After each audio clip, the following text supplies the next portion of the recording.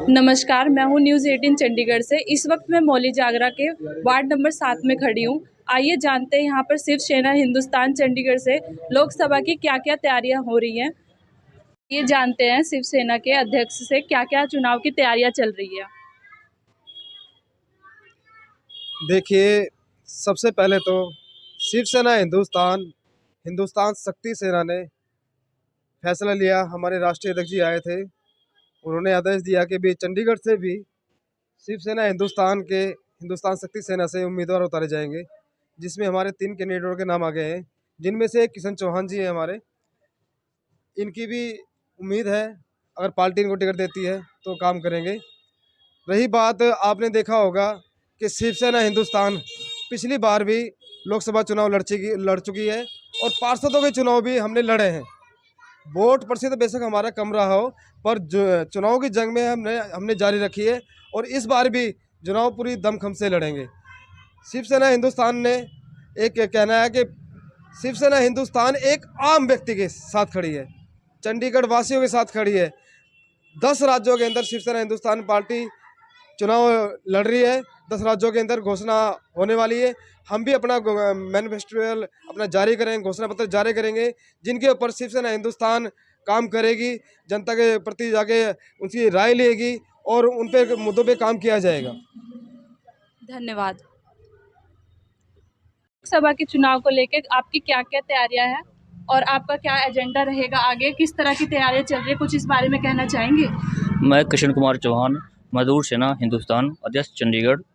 और पार्टी इस लायक मुझे समझती है, मौका देती है तो चंडीगढ़ की सेवा में हम खरे उतरेंगे उनकी सेवा के लिए। धन्यवाद। करे वीर बजरंगी हर महादेव।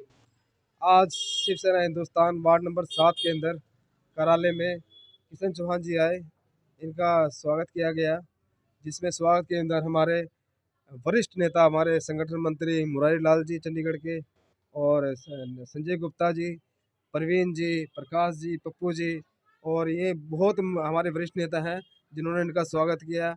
और आने वाले लोकसभा चुनाव के लिए जो हमारे राष्ट्रीय अध्यक्ष शिवसेना हिंदुस्तान के पवन कुमार गुप्ता जी माननीय, उन्होंने घोषणा की है कि शिवसेना हिंदुस्तान शक्ति सेना से भी चंडीगढ़ के अंदर लोकसभा के उम्मीदवार उतारे जाएंगे, जिसमें 3 कैंडिडेट थे, उनमें से किशन चौहान जी हैं। पार्टी इनको भी टिकट के बारे में सोचेगी और शिवसेना हिंदुस्तान के अंदर 10 से लेकर 12 राज्यों के अंदर पार्टी चुनाव लड़ रही है। हिंदुस्तान शक्ति सेना से संयुक्त पार्टी हमारी शिवसेना हिंदुस्तान शक्ति सेना सभी राज्यों में काम कर रही है। और एक मेरा अपना शिवसेना जो है अपना वह है कि शिवसेना राष्ट्रीय स्तर पर 2 मुद्दों पे चुनाव लड़ती आई है। पहले भी हमने लोकसभा चुनाव लड़े हैं, पार्षद के चुनाव भी लड़े हैं, और वोट प्रतिशत बेशक हमारा कम रहा हो, पर हमने अपनी पूरी ताकत से चुनाव लड़े हैं और इस बार भी पूरी ताकत झोंक कर हम चुनाव लड़ेंगे। हमारा चुनाव के मुद्दे हैं वो हम बहुत जल्दी पत्रकारों के माध्यम से पार्टी के सलाह करके घोषणा पत्र तैयार कर रहे हैं, लोगों से बातचीत करके, चंडीगढ़ शहरवासियों से सलाह लेके, अपने वरिष्ठ पदाधिकारियों से सलाह लेके घोषणा पत्र हम जारी करेंगे। उस घोषणा पत्र के अंदर 2 हमारे मुख्य लक्ष्य रहेंगे, जो कि मंदिर कमेटी है पूरे चंडीगढ़ में नहीं, पूरे हिंदुस्तान के अंदर, इस सरकार के अंडर में है। इस पे एक मंदिर एक्ट बनाया जाए जो कि सरकार से छुड़ा के ये लोगों के पास आए, जो कि लोग इसका पूरा फ़ायदा उठा सकें, क्योंकि सरकार के पास ये मंदिर एक्ट के जो रखा गया है ये नहीं हो ठीक लग रहा है। और हिंदू धर्म के अंदर आपने देखा होगा कि बड़ी आस्थाएं, बड़े बड़े मंदिर हैं, बड़े बड़े चढ़ावे हैं, वो सब सरकार के पास ही रह जाते हैं। वो सरकार का जो पैसा है वो मतलब वहाँ से कोई हिसाब लेने देने वाला नहीं है।